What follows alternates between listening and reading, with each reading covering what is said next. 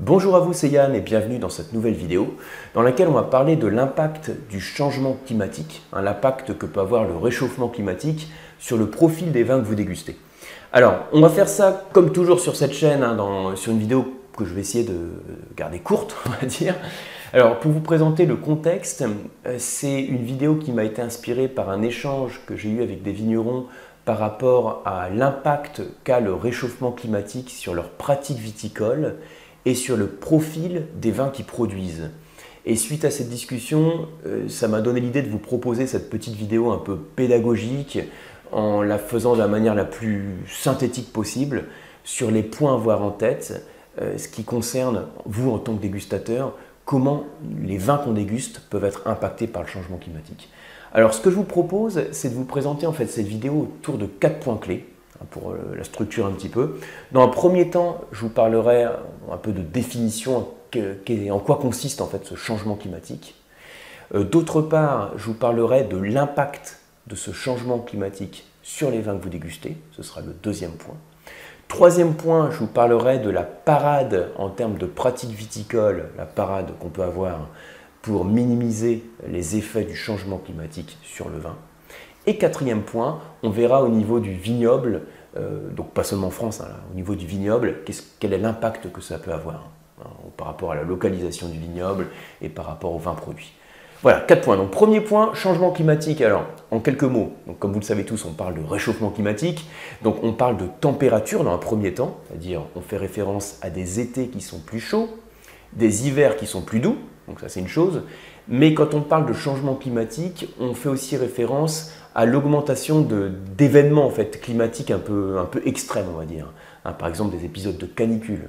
En termes de vignes, ça peut être des risques de gel de printemps. Alors d'ailleurs, petite parenthèse, quand on dit qu'on a une augmentation des risques de gel de printemps, à quoi est-ce dû? Quand on parle d'un réchauffement climatique, qu'on ait plus de gel, c'est dû aussi au fait que quand on a des hivers plus doux, enfin des hivers, c'est un H, donc c'est pas des hivers, c'est des hivers plus doux, on va avoir une vigne qui va démarrer, qui va se réveiller plus tôt, qui va se réveiller plus tôt. En fait, il faut savoir que la vigne, elle se réveille de sa période de dormance au moment où on atteint un certain seuil de température. Autour de 10 degrés, c'est ce qu'on appelle le zéro de végétation. On a la vigne qui se réveille, on a le débourrement, donc les petits bourgeons qui apparaissent, les jeunes pousses. Or, si ensuite vous avez un épisode de froid, il faut savoir que ces jeunes pousses qui sont apparues, elles sont plus sensibles au froid. S'il fait -2, -3 degrés, c'est problématique pour des jeunes pousses, alors que pour un pied de vigne sur lequel vous n'avez pas encore eu le débourrement, ce n'est pas problématique. Donc c'est pour ça aussi que le fait que la vigne se réveille plus tôt, ça accentue les risques de gel de printemps. Bon, ça c'est un petit peu par rapport aux définitions, quand on parle de changement climatique, quelles sont les caractéristiques auxquelles on fait référence. Alors, vous en tant que dégustateur, c'est le deuxième point dont je voudrais parler, quel est l'impact sur les vins? Alors, vous allez voir, c'est plein de bon sens, on va faire ça de manière très simple. S'il fait plus chaud, donc plus de chaleur, plus d'ensoleillement, sur quoi ça joue sur notre vigne? Eh bien, sur la production de sucre et puis sur le niveau d'acidité. Donc, l'ensoleillement, la chaleur vont jouer sur la photosynthèse, on va développer donc les sucres et puis la température va faire aussi qu'on va avoir une baisse d'acidité qui va être beaucoup plus rapide, plus marquée dans notre baie de raisin. Donc imaginez votre baie de raisin, donc baie de raisin normal, on va dire, et baie de raisin dans le contexte de réchauffement climatique. Bon, je le présente comme ça dans le contexte de la vidéo. Donc dans le contexte de réchauffement climatique, je vais avoir plus de sucre, moins d'acidité. Donc en termes gustatifs, le vin que vous dégustez va être plus riche en alcool. Logique, le sucre donne de l'alcool par la fermentation alcoolique. Donc plus riche en alcool et moins riche en acidité.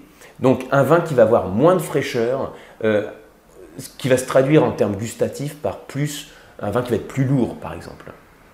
Je le présente comme ça. Alors là, c'est en termes gustatifs et en termes olfactifs. Est-ce qu'on peut dire qu'on va avoir une différence quand on va percevoir les arômes du vin? Je reprends mes deux verres, le vin dit normal et le vin sous réchauffement climatique.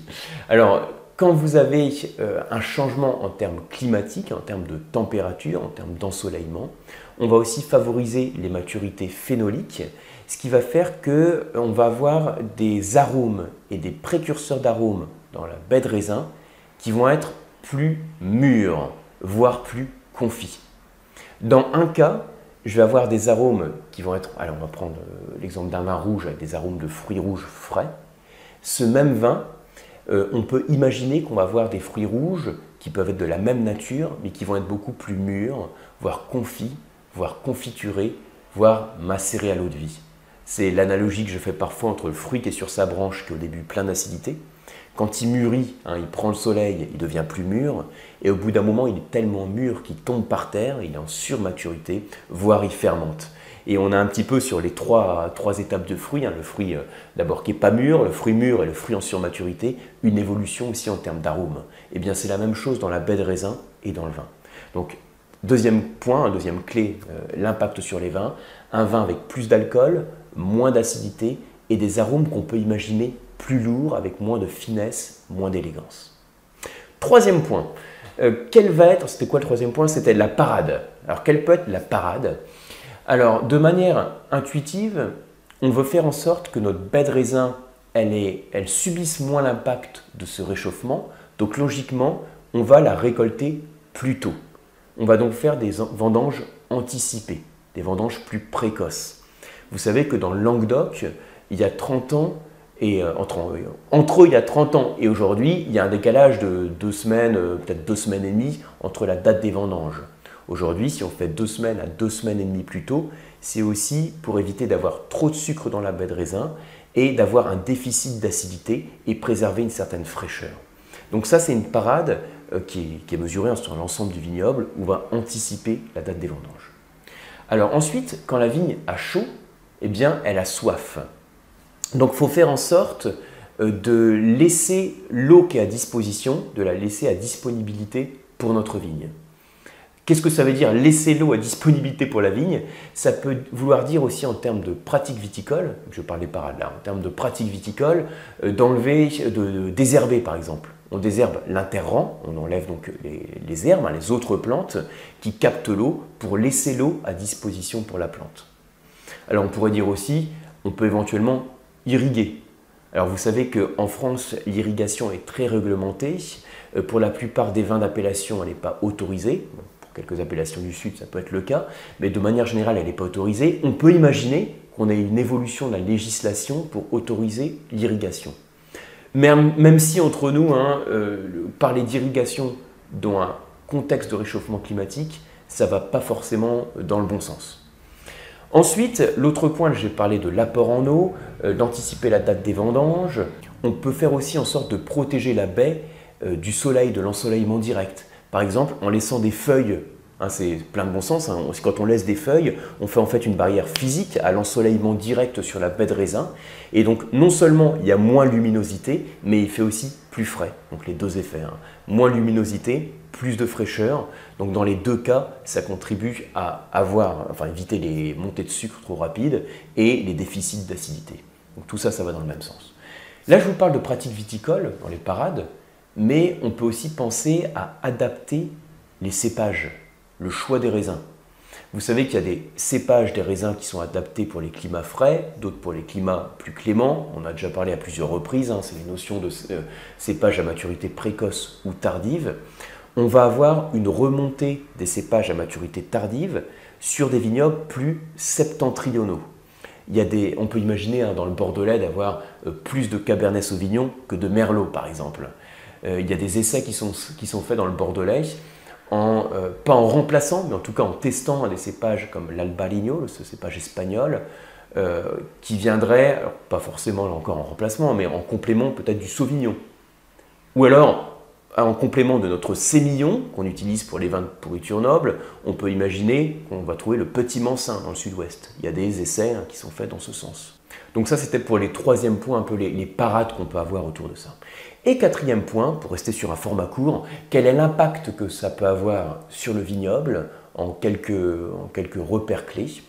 Eh bien, vous savez qu'on trouve les vignobles du monde sur des zones qui sont à peu près définies, sur la ceinture viticole, la wine belt. La ceinture viticole, quand vous regardez la carte du monde, il y a une ceinture qui est dans l'hémisphère nord, qui est entre 30 et 50 degrés de latitude nord, hémisphère nord, et dans l'hémisphère sud, moins 30, moins 50. Et ici, on trouve la plupart des vignobles, puisque c'est plus adapté en termes climatiques. Ça veut dire que quand on est sur les latitudes basses, donc 30 ou moins 30, c'est-à-dire plus proche de l'équateur, il fait plus chaud. Voilà, plus d'ensoleillement, il fait plus chaud. Ce sont ces vignobles de latitude basse qui vont être directement et en premier impactés par un réchauffement climatique. Les vignobles méditerranéens, les vignobles d'Afrique du Nord, mais également les vignobles d'Afrique du Sud, d'Argentine. On va chercher dans ces vignobles à garder les zones qui vont être les plus fraîches. Les zones les plus fraîches, ça veut dire quoi? Alors là, ça va être en fonction des facteurs environnementaux, hein, mais en Argentine, ça peut vouloir dire chercher l'altitude. Plus on va en altitude, c'est la notion de gradient thermique, plus il fait frais. Hein, tous les 100 mètres, on perd à peu près 0,6 degrés. Donc quand on va en altitude, on va chercher cette fraîcheur. On peut aussi avoir des vignobles côtiers en bord de mer pour bénéficier de l'influence maritime et des vents. Tout ça, ce sont des facteurs environnementaux qu'on va rechercher pour ces vignobles qui vont être le plus impactés. Et puis ensuite, on va avoir sur les vignobles qui sont sur les latitudes hautes, une évolution aussi peut-être en termes de type de vin produit.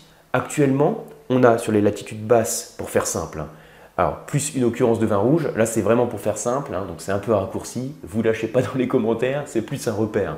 Mais quand il fait chaud, j'ai plus de vin rouge, quand il fait froid, j'ai plus de vin blanc, voilà, pour faire simple.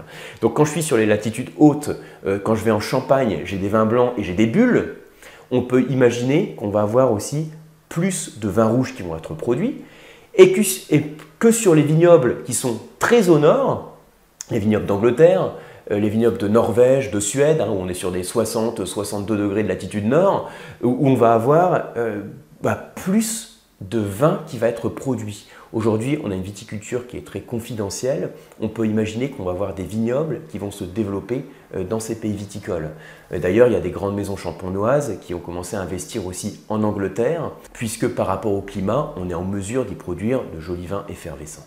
Donc voilà, je vais m'arrêter ici pour ces petits repères. J'espère que ça vous a parlé, ça vous a donné peut-être quelques repères, quelques clés pour mieux comprendre l'impact du changement climatique et l'impact que ça pouvait avoir sur les vins que vous dégustez. Si vous avez apprécié la vidéo, merci de la liker, merci de la partager. Et pour ma part, je vous retrouve sur les cours d'œnologie et les formations diplômantes sur le site Le Coam et puis sur les masterclass de la dégustation. Merci et à bientôt.